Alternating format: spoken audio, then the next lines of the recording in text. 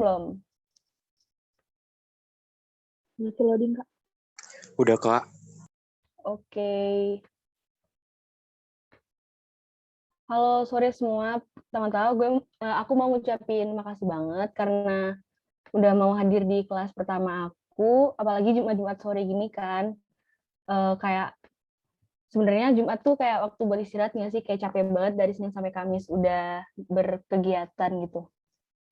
Makasih banget udah hadir di sore ini. Sesuai yang udah dipublian di media sosialnya Bersinar, hari ini kita bakal belajar geografi bareng aku. Kenalin, nama aku Gani Maeda. Terus di sini kita bakal belajar tentang dinamika bumi. Oh ya, kalian bisa manggil aku Gani aja. Di sini ada yang mau kenalan lagi nggak? Atau mau aku tunjuk nih? Ada yang mau kenalan nggak?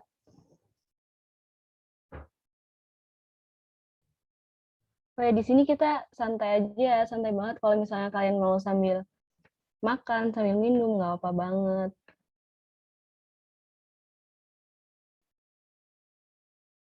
Aku mau nunjuk 2 orang ya buat kenalan. RG1 Anida nih bisa kenalan nggak nih?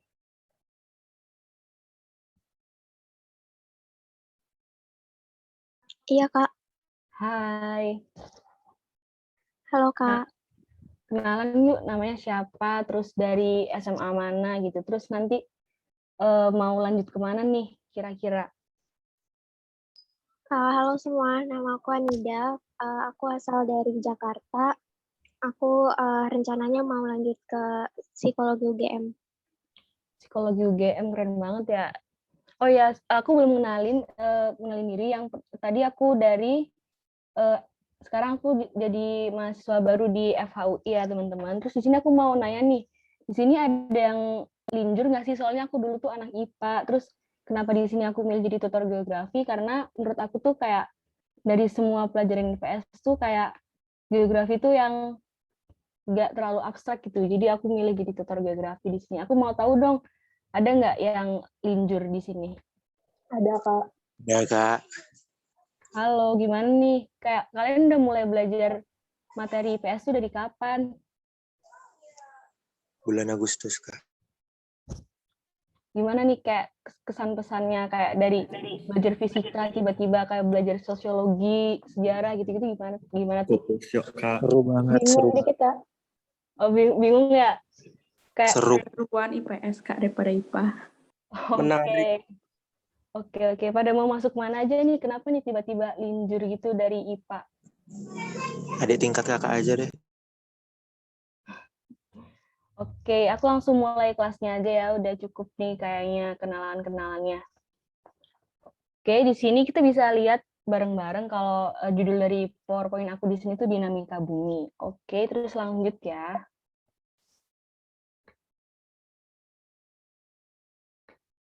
Wait, kok oke. Oh, kecepatan. Sorry.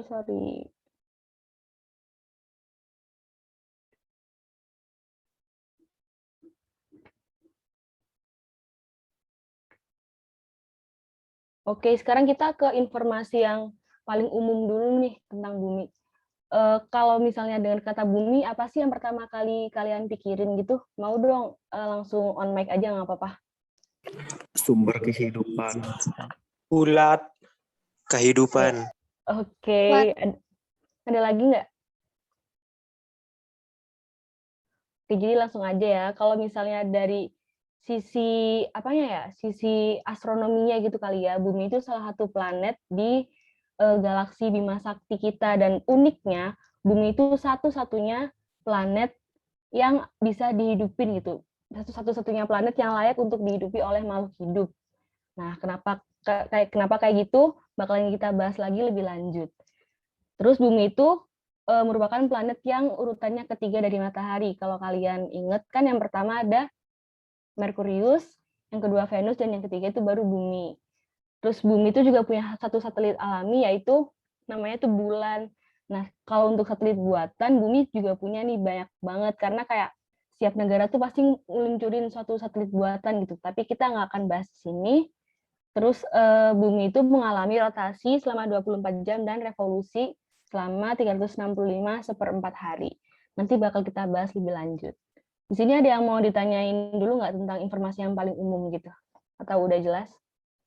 Jelas, Kak. Jelas, Kak. Oke, kita lanjut ya.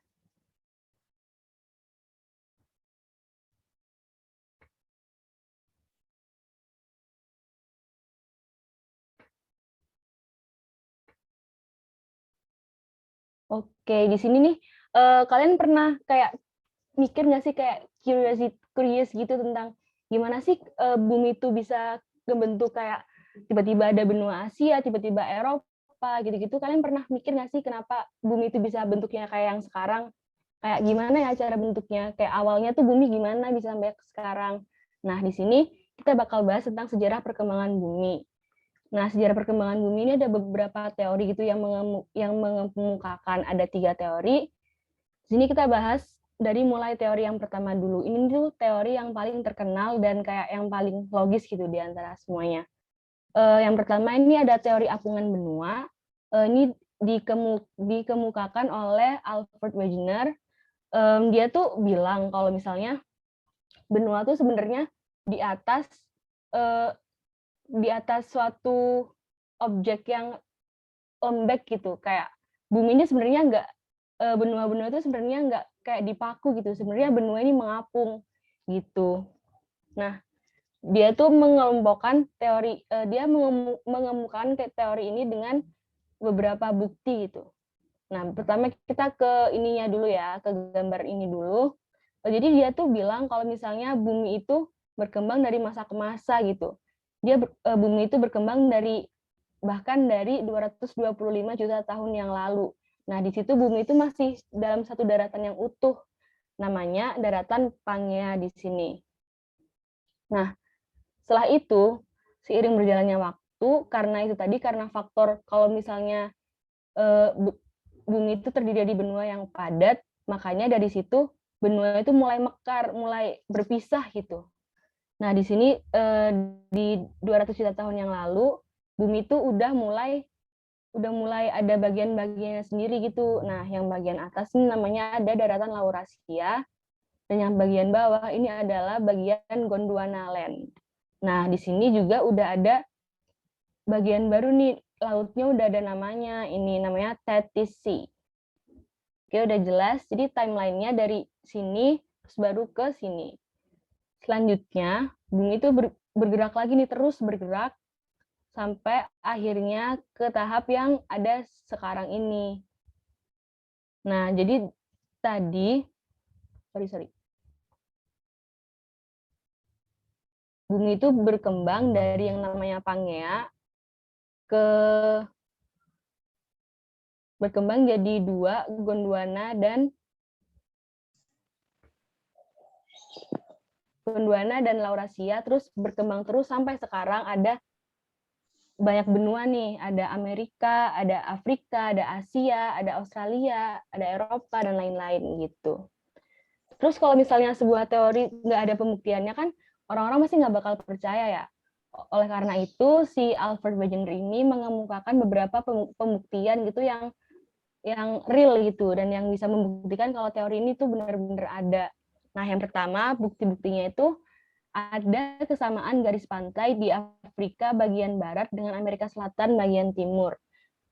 Afrika bagian barat itu yang ini ya, Amerika bagian timur ini kan kalau misalnya disatuin sama kan garis pantainya, kayak mereka tuh kayak nyatu gitu sebelumnya karena garis pantainya itu sama. Terus bukti yang kedua itu samudra dan benua itu mengapung sendiri-sendiri. Kalian bisa lihat kan kayak benua tuh sebenarnya kayak berdiri sendiri-sendiri gitu loh, kayak Afrika di sini, Asia di sini, jadi mereka nggak bergabung jadi satu gitu. Terus pembuktian yang ketiga, sebenarnya Pulau Madagaskar itu dia tuh kan anaknya benua Afrika ya. Madagaskar itu di bawahnya Afrika sini, sebenarnya dia itu bergerak menjauhi Afrika 9 meter per tahun gitu. Sebenarnya kalau misalnya diteliti tuh kayak gitu. Terus pembuktian yang keempat, Greenland. Greenland tuh yang ada di atas, dia tuh sebenarnya menjauhi Eropa 36 cm per tahun. Terus yang terakhir, Samudra Atlantik itu semakin luas karena benua Amerika bergerak ke barat. Dari sini ada yang mau ditanyain nggak sebelum kita lanjut ke teori yang lain?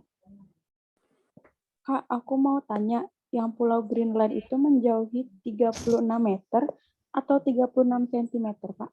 Terima kasih. Iya, makasih ya pertanyaannya. Jadi kalau yang Greenland itu dia menjauhi Eropa 36 cm per tahun. Gitu. Ada yang mau nanya lagi nggak? Oke, kalau nggak ada yang nanya, aku mau lanjutin ya.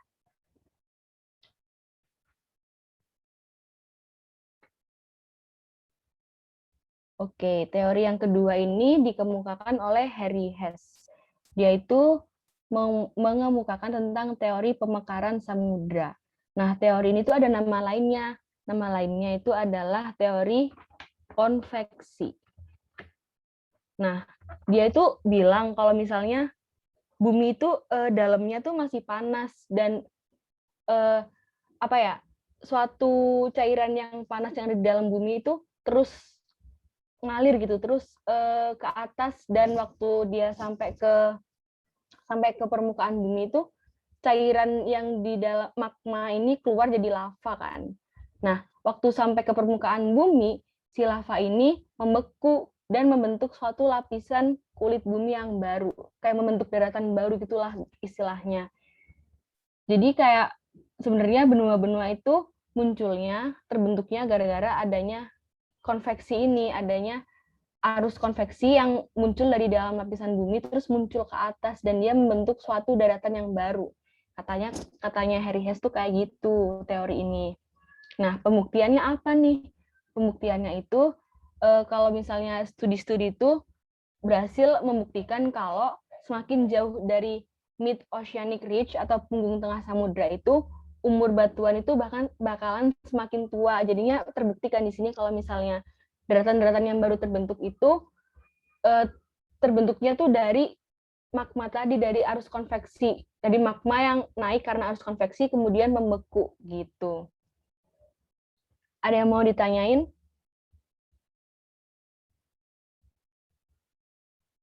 Oke, udah jelas ya.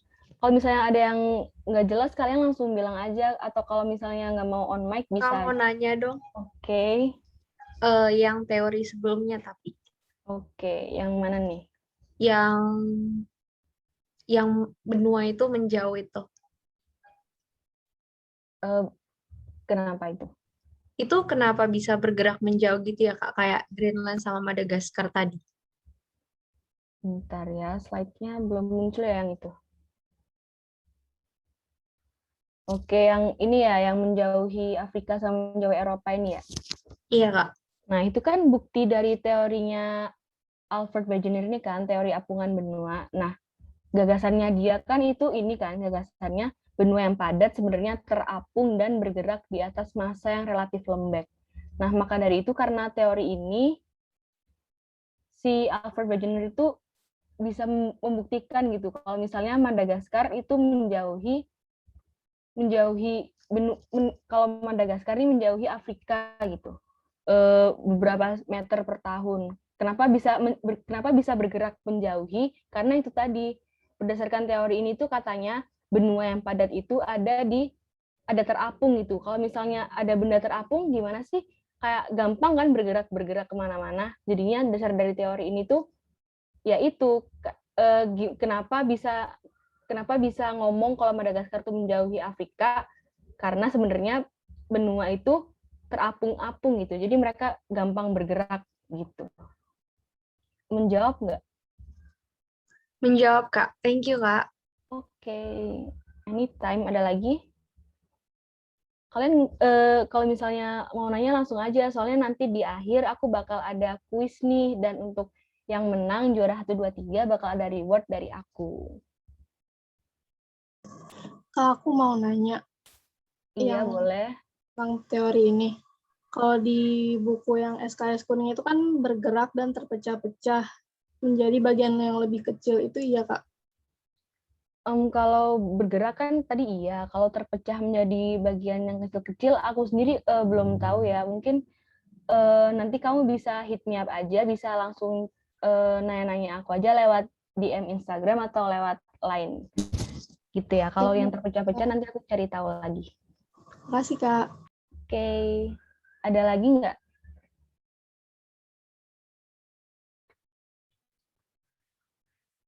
Oke, aku next ya. Ini teori yang ketiga. Tadi kan teori yang pertama, teori itu ya. Yang pertama itu kita punya teori apungan benua. Yang kedua ada teori konveksi. Dan yang terakhir ada teori lempeng tektonik. Ini dikemukakan oleh Tozo Wilson. Nah, dia tuh ngomong nih, dia mengemukakan kalau kulit bumi ini sebenarnya terdiri dari beberapa lempeng tektonik yang berada di atas lapisan astenosfer. Astenosfer itu mantel bumi. Nanti kita bakal belajar lagi, ada bagiannya sendiri. Dan terdiri dari atas beberapa lempeng tektonik, dan lempeng-lempeng membentuk kulit bumi ini selalu bergerak. Nah, kalau misalnya ini tuh dia ngomongin lempeng ya, kalian tahu sendiri kan kalau bumi itu tuh punya lempeng-lempeng. Kalau misalnya Indonesia ini merupakan pertemuan antara lempeng apa dan apa. Nah, itu tuh real, itu tuh benar-benar ada. Nah, karena adanya lempeng-lempeng yang bergerak ini, dia tuh bilang kalau misalnya ya dari situ tuh adanya bumi, adanya terbentuknya daratan tuh dari lempeng-lempeng itu, kayak dari gerakan lempeng yang tumbukan, lempeng yang menjauh, atau lempeng yang cuman geser aja tuh dari situ sebenarnya latar belakangnya kenapa bumi bisa terbentuk gitu, katanya si Tozo Wilson. Nah, terus dia tuh bilang kalau pergerakan lempeng tektonik ini ada 3 jenis gitu. Yang pertama ada konvergensi, yang kedua ada divergen, dan yang ketiga adalah transform. Nah, yang konvergen ini gerakan lempengnya itu bertumbukan gitu. Nah, karena si konvergen itu bertumbukan, biasanya yang terbentuk itu lipatan atau enggak gundukan gitu kan, tubruk gini kan. Nah, kalau misalnya yang divergen itu gerakan lempeng-lempeng yang saling menjauh, kayak saling menjauh gitu. Kalau menjauh kan berarti ada lubang gitu yang terbentuk. Makanya kalau misalnya ada suatu jurang atau apa tuh kurang lebih karena lempengnya berjauhan, dan itu disebut divergensi. Terus yang ketiga sesar mendatar. Jadi kalau misalnya yang tadi kan kayak gini kan, gini atau gini. Kalau misalnya sesar mendatar tuh arah geraknya ya datar gitu, kayak cuman geser gini doang gitu. Jadi dia tuh gerakannya berlawanan arah gitu. Jadi kayak cuman geser aja gitu. Dari sini ada yang mau ditanyain nggak?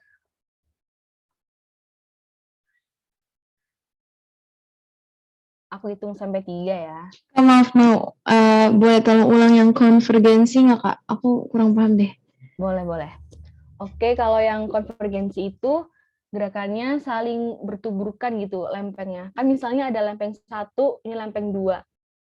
Nah, dia tuh nubruk gini. Hasil dari konvergensi ini apa? Hasilnya tuh dia bakal bisa lipatan atau enggak bisa patah gitu. Ini yang namanya konvergensi. Kayak tumbuk gini. Kalau yang divergensi sama yang transform udah paham belum? Tadi siapa yang nanya? Lumayan. Berarti kalau misalnya konvergensi, kalau patah jadi apa, Kak? Kalau patah ya gimana ya? Bentar. Kalau konvergensi itu kayaknya bukan patah deh.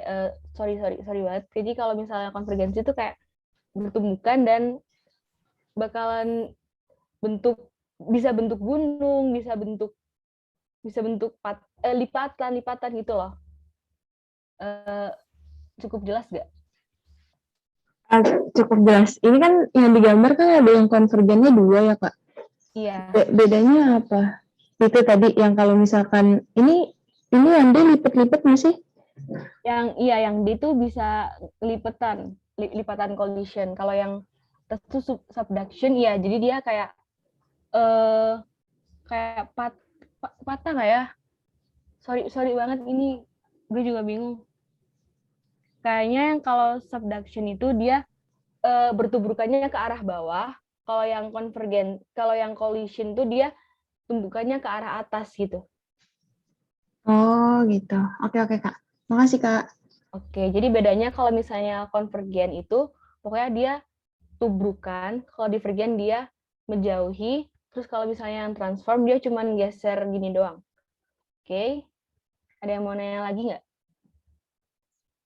Kak mau tanya, Oke, itu yang mendatar itu berarti cuman apa namanya ke atas sama ke bawah gitu ya yang sesuai gambarnya itu?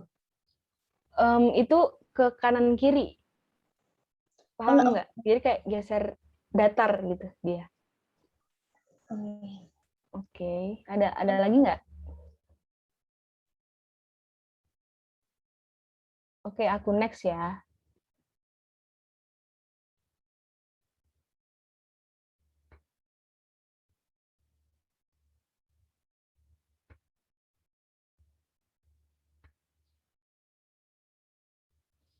Nah, selanjutnya kita tadi kan kita udah belajar kayak gimana sih benua-benua itu bisa terbentuk, gimana sih bumi itu bisa kebentuk kayak yang sekarang. Itu kan teori-teorinya. Nah, sekarang kita jump into tenaga pembentuk muka bumi, kayak gimana sih bumi ini bisa jadi beragam gitu bentuknya, kayak ada gunung, ada bukit, ada laut, ada lembah. Itu kenapa bisa ada kayak gitu. Nah, di sini ada dua tenaga pembentuk muka bumi. Yang pertama ada tenaga endogen dan yang kedua ada tenaga eksogen. Tenaga endogen sendiri itu tenaga yang asalnya langsung dari dalam muka bumi. Maksudnya tuh tenaga endogen tuh yang alamiah gitu, yang ada emang bumi punya itu gitu. Terus kalau tenaga eksogen itu tenaga yang dari luar. Nah, contoh endogen itu ada tenaga tektonik, vulkanisme, sama gempa bumi. Terus kalau untuk yang eksogen ada pelapukan sama pengikisan. Di sini kita bakal belajar yang endogen, teman-teman. Oke, langsung aku next ya.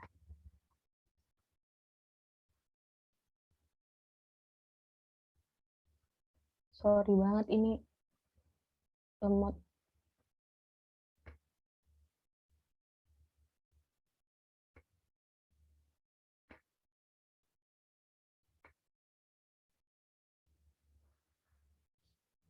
Oke, tenaga endogen yang pertama bakal kita bahas itu adalah tenaga tektonik. Nah, kalau kalian misalnya dengar kata tektonik nih, apa sih yang ada di pikiran kalian yang pertama kali muncul gitu? Tektonik itu apa gitu? Ada yang mau menyuarakan pendapatnya? Gempa, Pak. Gempa, oke, bagus. Ada lagi? Oke, langsung kita bahas aja ya. Jadi tenaga tektonik itu sebenarnya bener tadi yang dikatakan sama teman kalian kayak gempa. Emang gempa itu identik sama gempa tektonik ya. Jadi tektonik itu bisa disimpulkan juga sebagai tenaga yang menyebabkan gempa gitu. Tapi sebenarnya tenaga tektonik itu apa sih? Tektonik itu apa? Jadi tenaga tektonik itu dihasilkan dari pergerakan atau perubahan letak lapisan batuan pada permukaan bumi secara vertikal maupun horizontal. Gitu. Jadi tenaga tektonik itu yang ada di dalam bumi gitu. Jadi kalian ngerti kan kalau bumi itu selama ini nggak diem karena kita tuh di dalam bumi sebenarnya banyak banget material-material yang mereka tuh terus bergerak gitu, terus beraktivitas. Kayak kita aja, tapi kita makhluk hidup, mereka bukan gitu. Tapi mereka sejatinya terus beraktivitas. Nah, aktivitas-aktivitas di dalam ini, tenaga tektonik ini, gerakan ini tuh ada dua bagian nih, dibagi jadi dua. Yang pertama tuh ada gerakan epirogenetik, dan yang kedua ada gerakan orogenetik. Nah, apa sih bedanya? Jadi di sini kalau misalnya epirogenetik itu gerakan yang lambat dan lama gitu. Pokoknya kalian ingat-ingat aja kalau epirogenetik itu dia lambat dan luas gitu. Terus kalau misalnya orogenetik, dia itu gerakannya cepat dan daerahnya sempit. Pokoknya kalian ingat-ingat aja kalau misalnya daerahnya sempit, dia pasti cepat. Kalau misalnya daerahnya luas, dia pasti lambat. Gitu. Contoh dari gerakan epirogenetik ini tuh gerak naik turunnya benua. Kalian ngerti nggak sih peristiwa yang pantai teras bertingkat, bukan deng, kayak peristiwa apa ya, kalau misalnya naik turunnya benua tuh ya kayak itu tadi misalnya aku sebutin kayak peristiwa pantai teras bertingkat di Sulawesi itu merupakan coroh epirogenetik. Tapi lebih spesifiknya lagi itu peristiwa epirogenetik yang positif. Nah, di sini aku mau jelasin lagi kalau epirogenetik itu dibagi jadi dua. Yang pertama positif dan yang kedua negatif. Nah, sebenarnya epirogenetik positif sama negatif itu bedanya apa? Jadi kalau epirogenetik positif itu gerakan turunnya daratan seolah-olah permukaan airnya laut. Diinget-inget ya, di sini yang naik itu daratannya, bukan lautannya. Karena yang bergerak itu ya tenaga yang di kayak batuan-batuannya tadi ini kan ada lapisan batuan. Jadi yang bergerak itu batuan. Jadi sehingga nggak ada kayak sebenarnya laut makin banyak, laut makin tinggi, laut makin rendah itu enggak, itu tuh cuman ilusi aja karena sebenarnya yang turun itu daratannya. Sehingga lautnya tuh kayak seakan-akan naik gitu. Kalau epirogenetik positif itu kayak gitu. Kalau epirogenetik negatif itu gerakan naiknya daratan sehingga seolah-olah permukaan lautnya turun. Gitu. Ada yang mau ditanyain?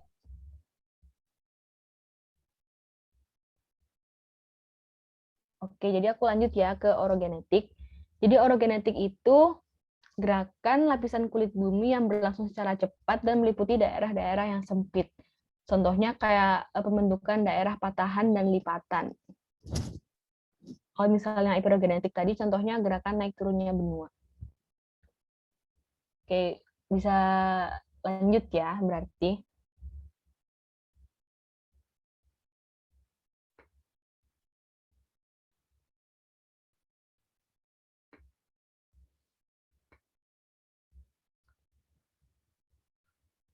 Nah, kita ke tenaga yang kedua. Sorry banget, ini kok picture-nya nggak itu ya. Mungkin nanti bakal aku jelasin. Jadi tenaga yang ini masih di tektonik. Jadi dari kita udah tahu kan tektonik tadi itu apa. Selanjutnya kita bakal bahas nih sebenarnya apa aja sih bentuk-bentuk di permukaan bumi ini yang dihasilkan oleh tenaga tektonik. Nah, di sini ada dua contoh. Yang pertama adanya lipatan dan yang kedua adanya patahan. Berarti ini dari yang aku jelasin tadi termasuk epirogenetik atau orogenetik nih, ada yang bisa jawab nggak? Orogenesis, Pak. Oke, udah paham ya berarti. Jadi patahan sama lipatan ini contohnya dari orogenetik. Nah, lipatan itu apa sih? Nah, lipatan itu terbentuknya disebabkan oleh gerakan horizontal yang bergerak ke satu arah. Terbentuknya lipatan itu dipengaruhi oleh elastisitas batuan. Jadi gimana bisa terbentuknya suatu lipatan itu karena batuannya itu bersifat elastis dan dia bergerak satu arah gitu. Kalau misalnya batuannya nggak elastis kan yang ada dia malah patah gitu. Kayak misalnya kalian punya kertas nih, kertas misalnya kalian gerakin ke satu arah ke sana semua ya. Misalnya kalau kertas digerakin dia bakal kayak ngelipet kan. Coba bedain sama misalnya kayu. Kayu tuh kan padat banget kan.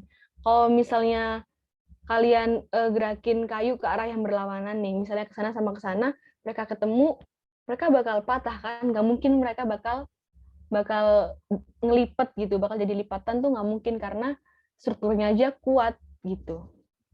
Nah, bentukan lipatan ini kayak yang tadi, pokoknya dia berlipat-lipat gitu. Terus bagian lipatan itu ada dua, namanya antiklinal sama sinklinal. Bedanya apa? Nah, antiklinal itu,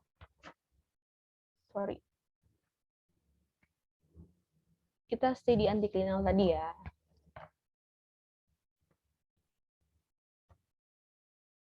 Nah, jadi antiklinal itu bagian atasnya lipatan. Jadi kalau misalnya kalian punya bayangan, lipatan tuh kan kayak gini kan, berlipat gitu. Nah, atasnya ini disebut antiklinal dan bawahnya disebut sinklinal. Nah, bedanya sama patahan, atasnya patahan tuh disebut horst dan bawahnya patahan tuh disebut graben gitu. Terus bedanya lagi, batuan-batuan yang ada di bagian patahan ini tuh lebih compact gitu. Makanya dia patah. Dan dia kenapa bisa terbentuk patahan? Karena adanya gerakan tenaga tektonik itu yang berlawanan arah gitu. Ada yang ditanyain nggak? Aku mau nanya. Iya, boleh. Tadi kan kakak bilang antiklinal itu horse. Horse itu contohnya atau istilahnya itu sama kayak antiklinal? Oke, thank you pertanyaannya. Antiklinal tuh bukan horse ya. Jadi antiklinal tuh antiklinal sendiri dan horse itu horse sendiri. Tapi mereka gimana ya? Kalau kalian ingetnya antiklinal sama horse sama-sama di atas. Tapi kalau antiklinal tuh bagian atasnya lipetan, horse bagian atasnya patahan. Gitu. Jadi mereka get the point nggak? Ngerti-ngerti. Berarti yang ini yang antiklinal sama sinklinal emang gak ada gambarnya ya, Kak? Nggak muncul. Sebenarnya aku udah iya, akhirnya ini istilah jadinya. Iya. Jadi Berarti gitu. yang antiklinal sinklinal itu lipatan. Kalau yang graben sama horse itu patahan. Iya, benar. Kalau antiklinal bagian atasnya lipatan, kalau horse bagian atasnya patahan. Sinklinal bagian bawahnya lipatan, dan graben bagian bawahnya patahan. Oke. Paham, Kak? Makasih, Kak. Oke, sama-sama. Ada lagi nggak yang mau nanya? Oke, aku lanjut ya.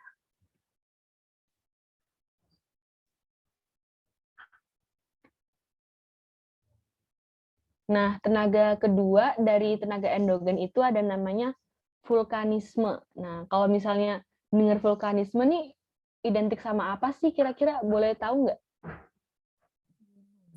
Sama gunung, Kak. Gunung berapi. Gunung berapi, Kak.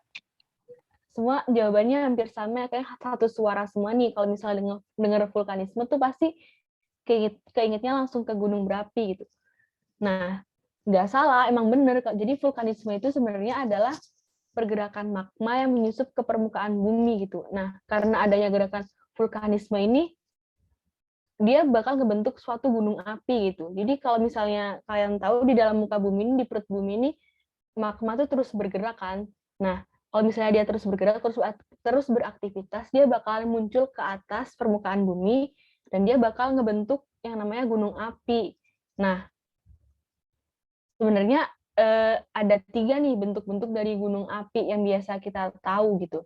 Kalau misalnya kita tahu kan cuman ya udah gunung kayak segitu ya gitu aja. Tapi sebenarnya di dalam geografi itu kita belajar ada 3 bentuk gunung api yang dihasilkan dari erupsi gitu. Erupsi itu apa? Erupsi itu kayak keluarnya magma gitu yang sampai ke permukaan bumi, itu namanya erupsi. Ada satu lagi namanya itu intrusi magma. Kalau intrusi magma itu magmanya bergerak tapi nggak sampai keluar ke permukaan bumi. Jadi kalau namanya aja jadi dia masih di dalam. Kalau ekstrusi, erupsi itu berarti dia udah keluar. Jadi magmanya udah keluar ke permukaan bumi. Nah, karena adanya magma yang keluar itu, makanya dia ngebentuk suatu gunung api. Nah, di sini ada 3 bentuk-bentuk gunung apinya. Yang pertama ada bentuknya perisai, yang kedua strato atau kerucut, dan yang ketiga ada gunung api mar. Nah, kalau yang di Indonesia nih yang sering banget kita lihat tuh apa? Kayak Gunung Semeru, itu tuh sebenarnya bentuknya gunung apa sih? Nah, ternyata Gunung Semeru, gunung apa lagi ya? Gunung Merapi itu sebenarnya jenisnya gunung strato atau gunung kerucut gitu. Karena dia itu bentukannya emang udah kelihatan kan kayak kerucut banget. Nah, gimana sih? Kenapa sih bisa dinamain gunung strato gitu? Karena gunung ini tuh letusannya secara bergantian. Jadi dia punya 2 tipe erupsi itu. Ada tipe erupsi eksklusif sama efusif. Letusan yang eksplosif ini letusan yang gede. Kalau letusan yang efusif ini letusan yang cuman landai aja gitu, lavanya itu keluar landai aja gitu. Terus ledakannya itu kuat dan magmanya kental gitu. Terus kalau misalnya yang gunung api perisai ini jarang banget kita temuin di daerah kita. Dia adanya tuh di Hawaii, nama gunungnya tuh Gunung Mauna Loa. Nah, gunung ini tuh kalau misalnya meletus tuh lavanya tuh cair. Jadi landai gitu. Nggak, kalau misalnya di kita kan kalau misal Gunung Kelut gitu waktu meletus kemarin, nggak kemarin sih, udah lama juga ya. Kalau misalnya meletus tuh kayak kan sampai asapnya itunya kemana-mana kan, tinggi gitu kan. Kalau misalnya si Gunung Perisai ini lavanya landai gitu. Oke, terus gunung yang terakhir ini ada Gunung Api Mar.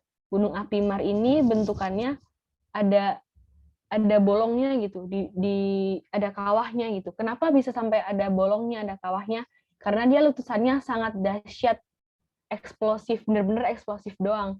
Kalau misalnya yang strato kan tadi ada eksplosif sama efusif. Nah, kalau Gunung Api Mar ini bener-bener letusannya eksplosif doang. Jadi kayak dia kalau meletus tuh heboh banget gitu. Oke, dari sini ada yang mau ditanyain nggak? Oke, udah jelas ya. Oke, aku lanjutin.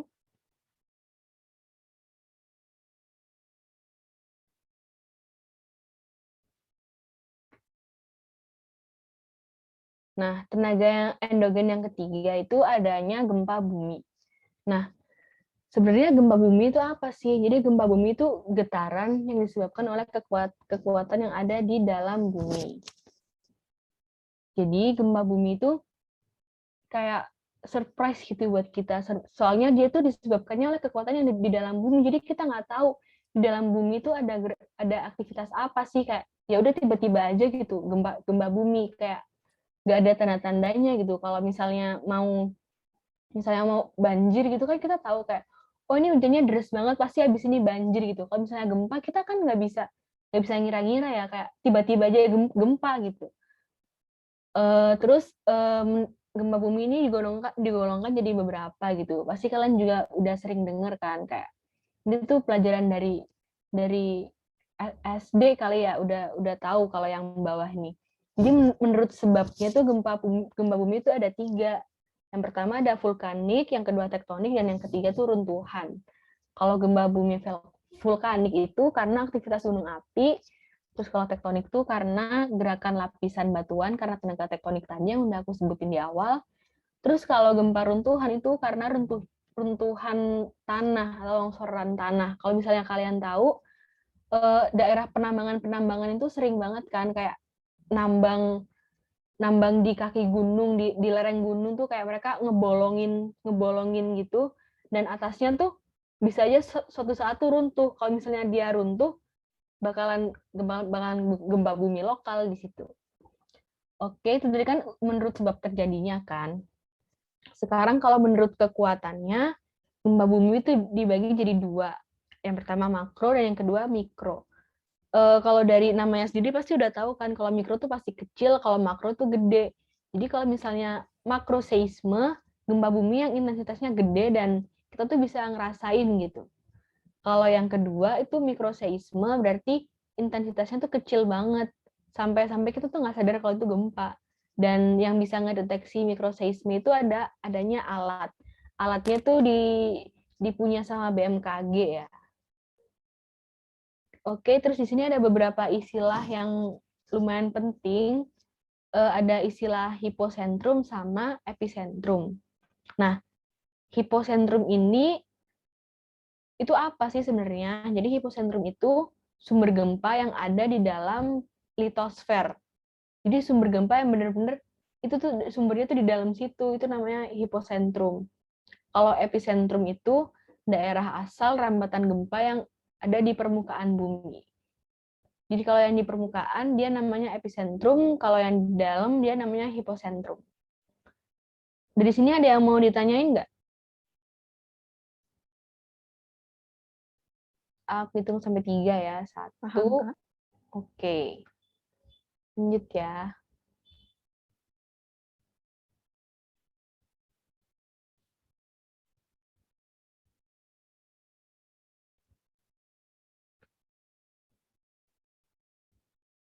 Nah, bagian yang ini itu kita bakal belajar tentang lapisan-lapisan yang ada di dalam bumi. Kalau tadi kan kita fokus kayak di atas bumi ya, kayak yang terlihat aja itu ada apa aja. Nah, sekarang kita bakal belajar tentang sebenarnya di dalam bumi itu ada apa sih? Kenapa bisa ada tiba-tiba tadi api kayak vulkanisme, tenaga kayak gunung meletus tiba-tiba keluar lava. Sebenarnya lava itu dari mana? Nah, di sini kita bakal belajar di dalam bumi itu sebenarnya ada apa. Nah, kalau misalnya kalian tahu bola bekel, bumi itu sebenarnya kayak gitu. Kalau misalnya kalian ngebelah bola bekel kan pasti bakal ada dalam-dalamnya kan, nggak mungkin cuman kopong gitu doang kan. Jadi bumi itu juga kayak gitu, kalau dilihat ke dalamnya, bumi itu terdiri dari berlapis-lapis gitu, beberapa lapisan. Nah, yang pertama, lapisan yang paling luar, itu namanya ada kerak bumi. Kerak bumi itu ya di mana kita tinggal, di mana ada benua, di mana ada laut, itu namanya kerak bumi. Terus yang kedua ada bagian mantel bumi. Nah, mantel bumi ini sebenarnya berfungsi buat apa sih? Nah, kalau misalnya kalian hujan nih, terus pakai mantel, fungsinya buat apa sih? Fungsinya buat itu kan, kayak buat nahan air biar nggak masuk kena baju kalian kan. Nah, mantel bumi itu juga gitu. Jadi mantel bumi itu fungsinya untuk meredam panas yang ada di inti bumi, biar nggak nyampe ke kerak bumi gitu, biar kita tuh yang ada di kerak bumi, makhluk hidupnya tuh bisa hidup tenang, bisa hidup bahagia gitu loh, nggak kepanasan karena inti bumi tadi. Nah, terus yang kedua, yang bagian yang ketiga itu ada inti bumi, dan bagian empat tuh juga ada inti bumi. Bedanya yang bagian paling dalam itu inti-inti dalam, dan yang lebih luar dan yang dekat mantel tuh namanya inti bumi luar. Di situ suhunya panas banget gitu. Jadi perlu dilindungin sama mantel bumi tadi. Kayak ada yang mau ditanyain nggak? Nggak ada kalau dari aku. Jelas, Kak. Oke, thank you. Lanjut ya. Nah, tadi kan di awal slide, di awal banget tuh yang materi dasar tuh aku nyebutin kan ada rotasi sama revolusi. Di sini kita bakal masuk ke dua materi itu, rotasi sama revolusi. Nah, sebelum kita masuk ke revolusi, kita bakal masuk ke rotasi dulu. Jadi sebenarnya rotasi bumi itu apa sih? Rotasi bumi itu gerakan memutar gitu. Bumi berputar pada porosnya. Jadi bumi itu muter sebenarnya. Bumi itu muter setiap hari tanpa henti gitu, 24 jam bumi itu muter. Dan kenapa sih bumi ini harus muter? Jadi kenapa bumi itu harus berputar? Karena biar kita tuh seimbang gitu, biar kita experience adanya siang dan malam. Kayak di belahan bumi utara, selatan tuh, timur, barat, kita sama-sama ngerasain adanya siang dan malam. Kenapa? Karena bumi itu kan di sini, ada matahari di sini. Kalau misalnya bumi bergerak gini doang, yang bakal experience siang hari kan bakalan cuman yang bagian bumi yang di sini doang. Apa kabar gitu yang bumi bagian sini? Nggak bakal ngerasain matahari. Makanya oleh karena itu bumi mengalami adanya rotasi. Nah, terus akibatnya apa sih? Akibat dari rotasi bumi ini selain adanya siang dan malam, akibat yang kedua itu adanya gerak semu harian matahari. Ini tuh kayak misalnya kalau kalian siang-siang, kalau kalian lari tuh kalian ngeliat kalau ini matahari ngapain sih ngikutin gua mulu gitu. Padahal tuh sebenarnya nggak gitu. Sebenarnya tuh kita, bumi tuh yang bergerak mengelilingi matahari gitu. Karena adanya gerakan rotasi bumi ini kayak seolah-olah matahari yang ngelilingin kita, seolah-olah matahari yang ngelilingin bumi. Nah, itu tuh disebut sebagai gerak semu harian matahari. Terus untuk yang akibat yang ketiga adanya perbedaan waktu. Nah, ini juga nyambung nih sama yang siang dan malam tadi. Kalau misalnya ini bumi, ini matahari, di sini Pak, di sini di bagian bumi di sini pasti kan kayak jam 12 siang atau jam 12 jam 11 siang karena dia kena panas. Nah, karena bagian yang di sini belum kena matahari, dia pasti malam. Nah, maka dari itu ada perbedaan waktu. Terus yang terakhir tuh adanya pembelokan arah arus laut. Ini tuh efek Coriolis. Itu kayak angin yang di utara tuh kalau misalnya sampai ke Katulistiwa tuh bisa aja anginnya tuh dibelokin ke arah selatan karena akibat dari rotasi bumi ini tadi. Ada yang mau ditanyain nggak? Kak, sorry, boleh ulang yang gerak semu harian matahari nggak? Aku masih kurang ngerti deh. Yang bagian mana? Bagian mana ya? Yang gerak matahari. Apa tadi kan kalau misalkan kita jalan mataharinya kayak ngeliat kayak ngikutin. Itu tuh Iya. kenapa? Boleh tolong bilang nggak?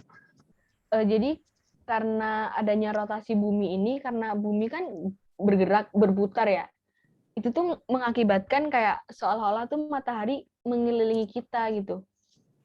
Padahal kita yang ngelilingin matahari. Iya, itu tuh kayak Oh, semu gitu, makanya kayak ada bagian semunya gitu. oke Kak. Makasih Kak. Oke. Ada lagi nggak? Oke, kita langsung lanjut ke bagian revolusi ya.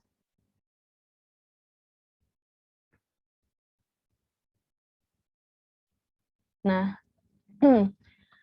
revolusi bumi ini temennya revolusi bumi ini temennya rotasi bumi gitu. Jadi selain bumi berotasi, at the same time bumi itu juga berevolusi. Jadi bumi itu muter sambil dia muter, gimana ya? Bumi itu berputar pada porosnya sambil dia bergerak muter gitu. Jadi dia muterin matahari di orbitnya tuh selama 1 tahun 365 /4 hari.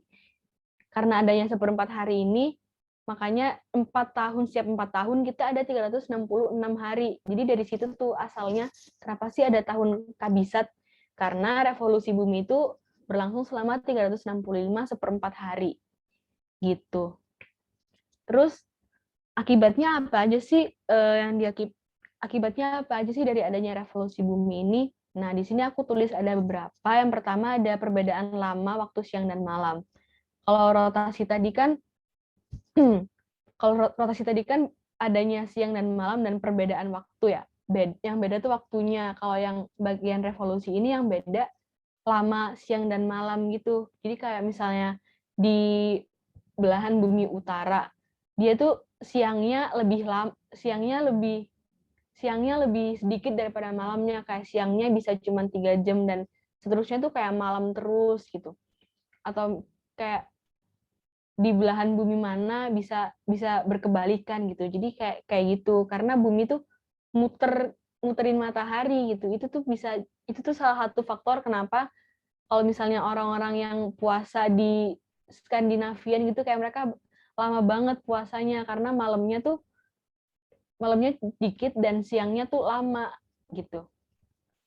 Terus yang kedua ada perubahan rasi bintang.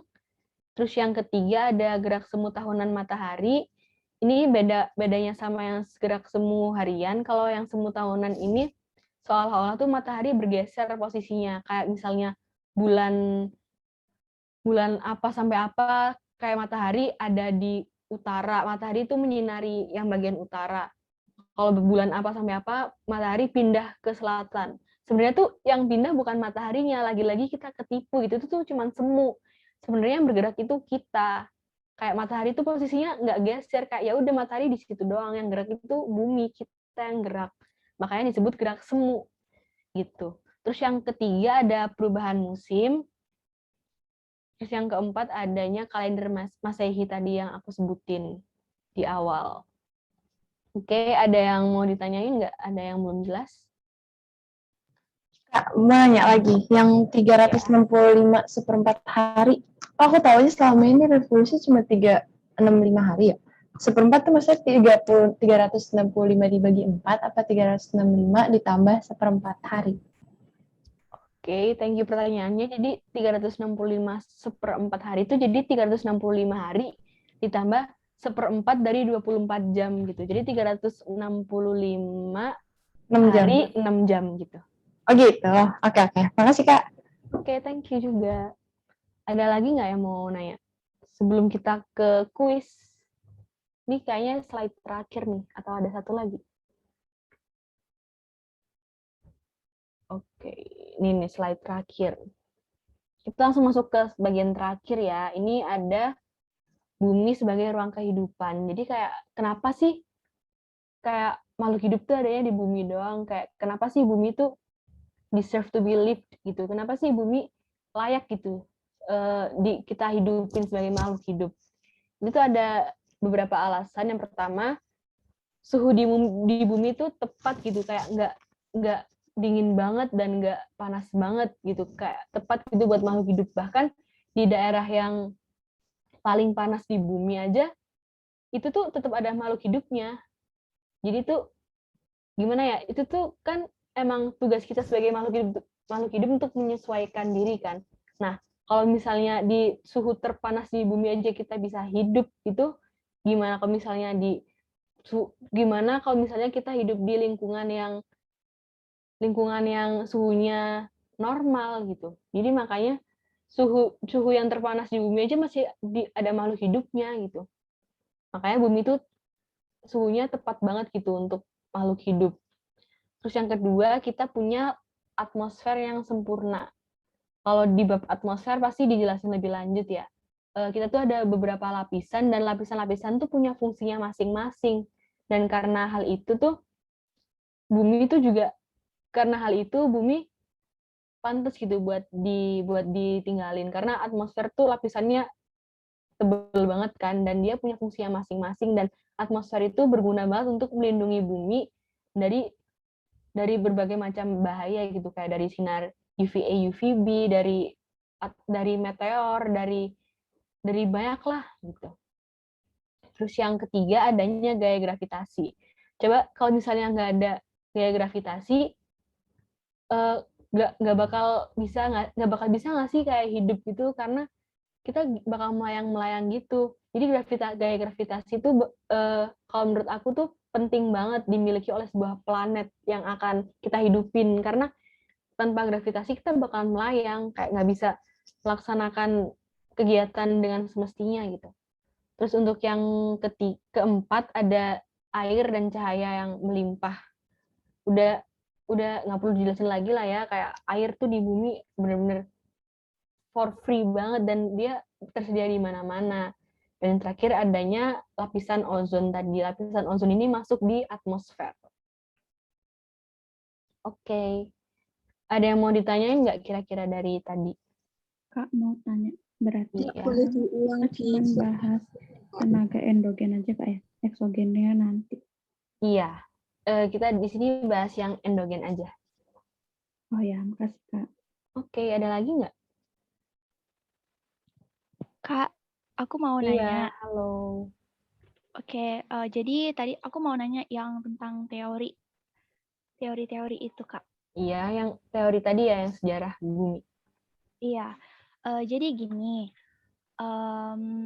aku tuh kan tadi, aku ada baca nih, teori yang apungan benua dan pergeseran yang dari Albert Wegener itu. Jadi kalau di buku SKS kuning ini adanya kegiatan gempa yang besar di sepanjang patahan Santa Andreas dekat pantai barat Amerika Serikat. Nah, terus ada juga tadi yang teori pergerakan lempeng itu dari sebentar dari Tojo Wilson itu kan ada banyak macam tuh pergerakan lempeng bumi gitu.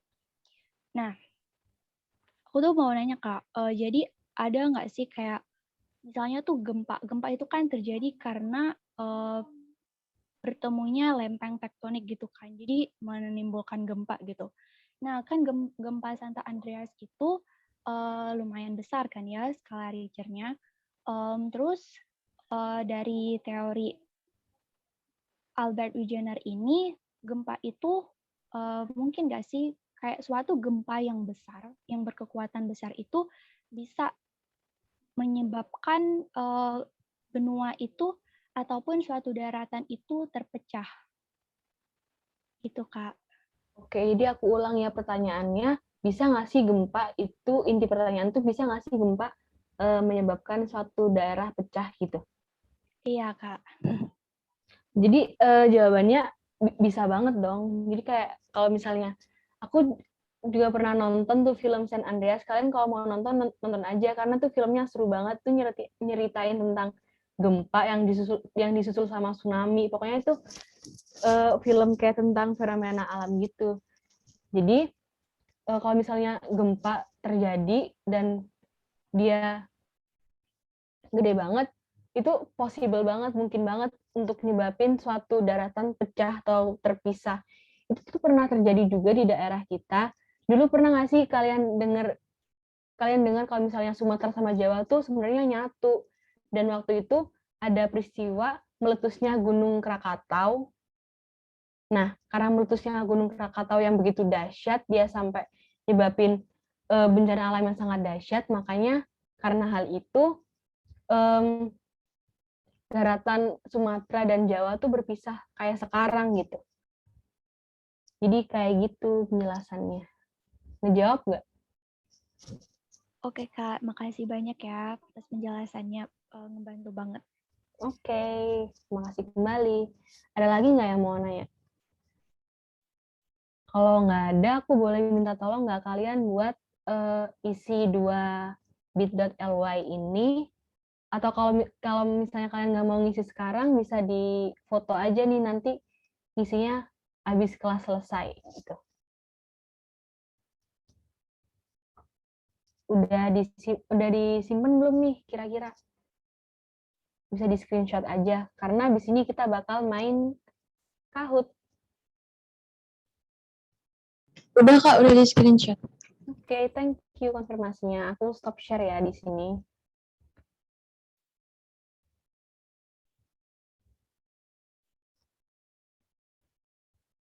Sekarang kita main Kahoot ya. Oke, wait, aku siapin dulu layarnya. Baru nanti aku share.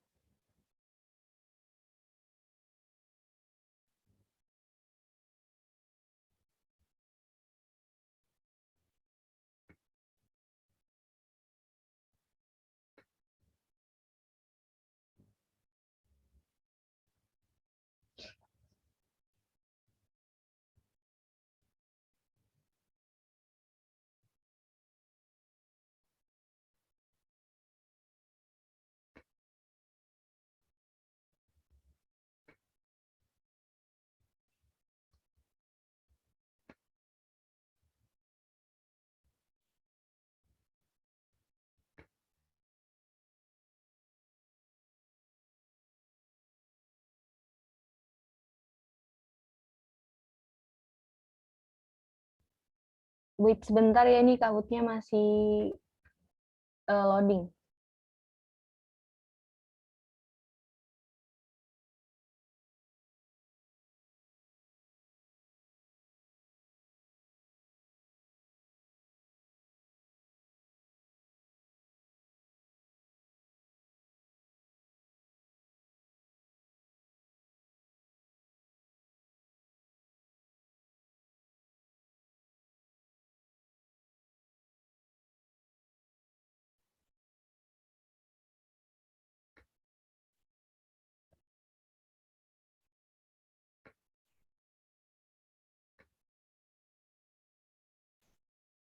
Udah kelihatan belum layar aku? Udah, Kak. Bisa langsung masuk ke gamenya ya, ke kahoot.it. Terus langsung masukin PIN-nya dan pakai nama asli kalian ya.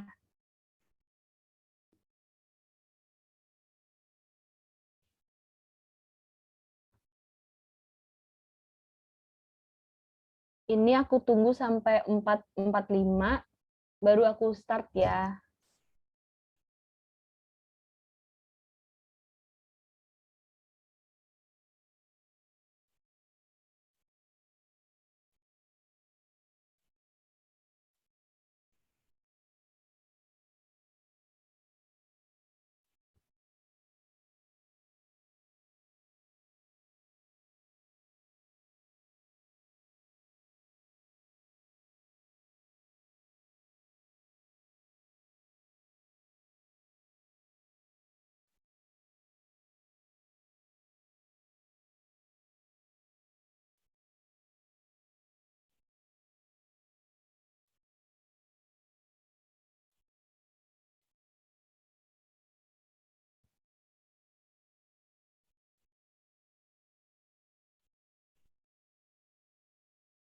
Ayo nih, masih banyak nih yang belum join, cuman masih 30-an.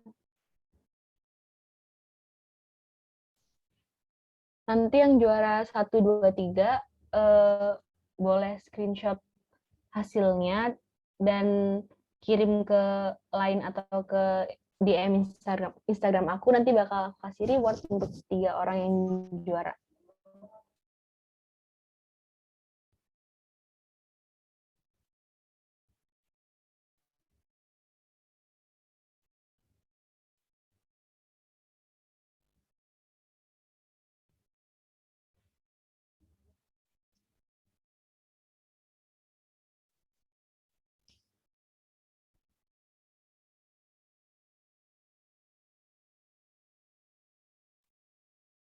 Oke, 1 menit lagi bakal aku start ya. Udah 50 orang juga.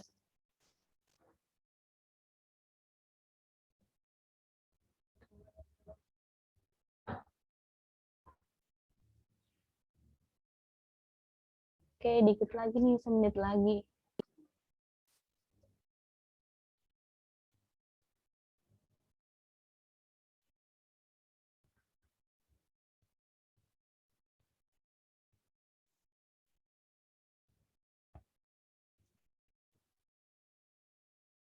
Oke, udah nggak ada yang mau nambah lagi nih kayaknya.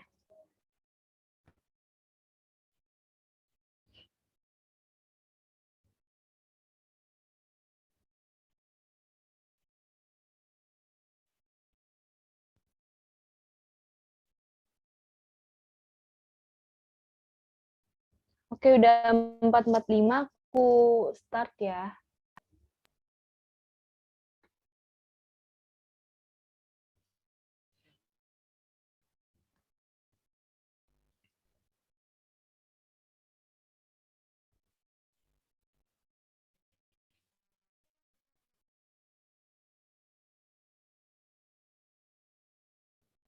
Nah, siapa nih tadi yang ngomong teori pemekaran samudra?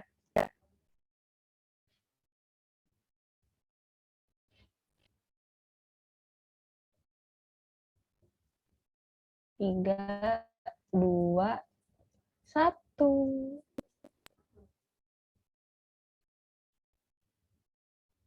Oh, kok salah gue?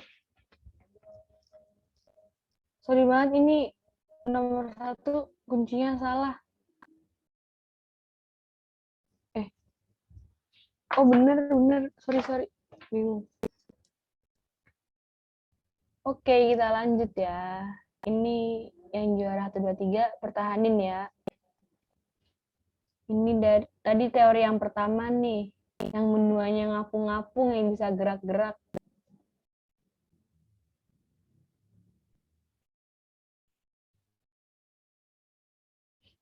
Tiga, 2, 1.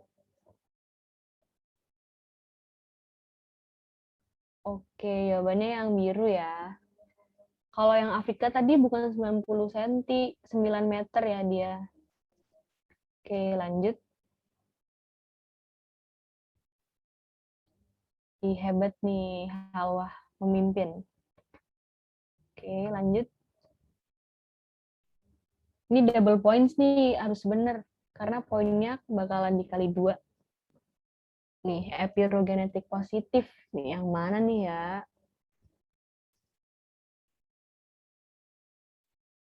Ingat tadi yang gerak tuh daratannya, bukan lautannya.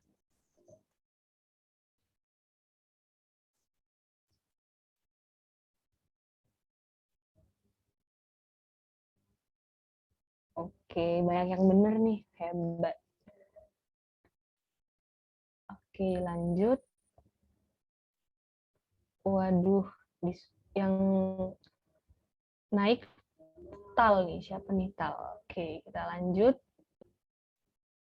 Ini true or false, cuman tinggal nih bener apa enggak. Nih yang ditunjuk tuh Graben apa bukan sih?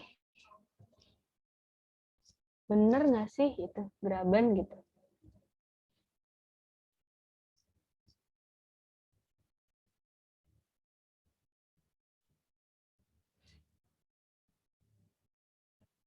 Oke, banyak yang bener nih. Kita lihat siapa yang ada di podium.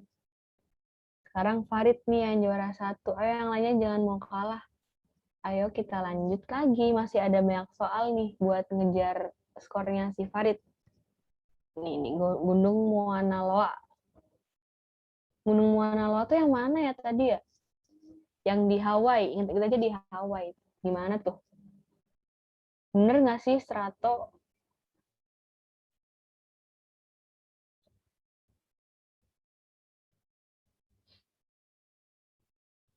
Oke, jawabannya yang salah. Yang bener yang salah. Tuh, gimana tuh? Oke, ini Farid nggak terkalahkan kayaknya ya, juara 1. Lanjut soal nomor 6. 4 lagi nih ya, semangat. Gunung yang punya kawah tuh. Kenapa tuh gunung bisa punya kawah?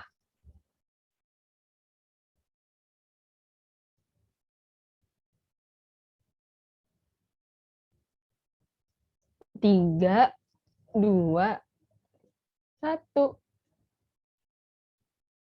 Oke, banyak banget yang bener ya. Diingat-ingat kalau yang punya kawah tuh dia tipenya Mar karena dia ledakannya tuh eksplosif dan gede banget, makanya bisa sampai bolong tuh tengahnya. Bisa ada kawahnya. Oke, tetap nih Farid yang memimpin. Jagoan nih. Ayo kita lanjut lagi. Hipocentrum. Waduh, apaan tuh hipocentrum tuh? Apa ya hipocentrum? Taunya hipopotamus. Hipocentrum apaan ya?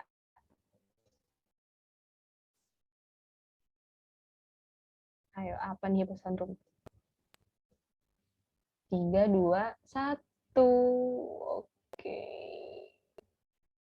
Oke. Di hipocentrum itu sumber gempa yang terletak di dalam litosfer. Kalau yang di permukaan tadi namanya epicentrum. Ini kejar-kejaran ya, dilihat-lihat Tal sama Ray ini. Keren. Oke, lanjut nomor 8, fungsi dari mantel bumi. Apa ya? Pajangan doang nggak sih mantel bumi itu kayak ya udah, cuma ada-adaan aja. Kalau nggak ada mantel bumi nggak apa-apa. Atau gimana?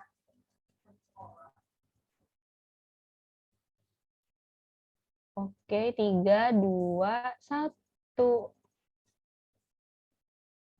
Oke, almost everybody got it right ya. Jadi fungsinya mantel bumi itu melindungi lapisan atasnya dari inti bumi. Oke, lanjut. Oke, ini udah mulai sama ya orang-orangnya yang ada di podium nih. Oke, yang kita lanjut. Ini pertanyaan true or false lagi nih. Efek Coriolis apa ya tadi efek Coriolis ya? Bener nggak sih karena revolusi bumi jadinya ada efek Coriolis? Atau malah salah? Nah, yang mana nih jawabannya? 5, 4, 3, 2, 1. Oke, jawabannya salah ya. Jadi efek Coriolis itu terjadi karena rotasi bumi. Efek Coriolis itu yang tadi tuh pembelokan arah angin. Oke. Jadi siapa nih yang di atas nih? Oke, Farid nih tergeser oleh Ray. Ayo jangan mau kalah nih. Ayo satu lagi nih. Nah, ini double points nih, kesempatan banget buat yang kalian mau ngejar skor. Nih, bener nggak sih bumi itu pantas ditinggalin makhluk hidup?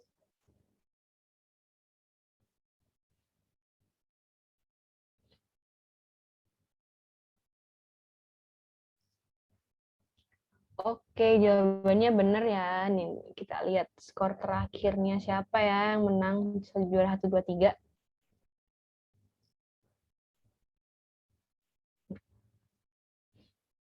Nah, ini dia yang ada di podium kita. Juara 3, Stal. 9 out of 10. Salah satu doang nih. Ini benar semua nih, siapa nih juara kita? Juara kita. Nih, di foto dulu. Oke, thank you banget yang udah berpartisipasi dari awal sampai akhir. Aku mau dong lihat yang menang tadi tuh yang juara 1, 2, 3. Boleh nggak on cam dan on mic yang juara 1, 2, 3? Tal, Ray, sama Farid.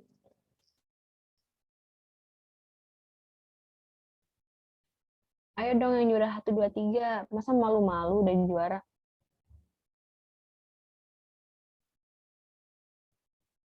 Ini Farid udah on cam nih. Terus ayo Ray sama Tal.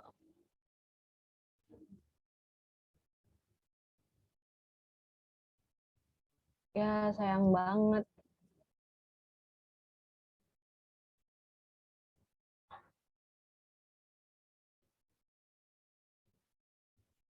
Oke, nanti itu ya yang juara 1, 2, 3 langsung DM aku aja di Instagram sama kirim screenshotan Kahootnya kalau kalian beneran di podium gitu. Kirim di DM Instagram aku ya di sini. Nanti bakal aku kasih reward buat kalian yang juara 1, 2, 3. Bagi yang belum juara yang lainnya, ditunggu aja ya di kelas aku selanjutnya gitu. Kalau misalnya ada kesempatan dan ada kesempatan buat kita ketemu lagi, pasti bakalan ada reward-reward yang lain nih dari aku. Oke, aku juga mau ngucapin makasih banget yang udah hadir dari awal sampai akhir di Jumat sore ini yang harusnya kalian bisa buat istirahat, tapi kalian sempetin buat datang ke kelas pertama aku di Bersinar. Makasih banget. Sekarang aku tutup ya. Makasih, Terima Kak. kasih juga semuanya. Makasih, Kak. Makasih, Kak. Makasih banyak, Kak. Iya, Dadah, sama-sama Kak. semuanya. Sehat-sehat selalu ya.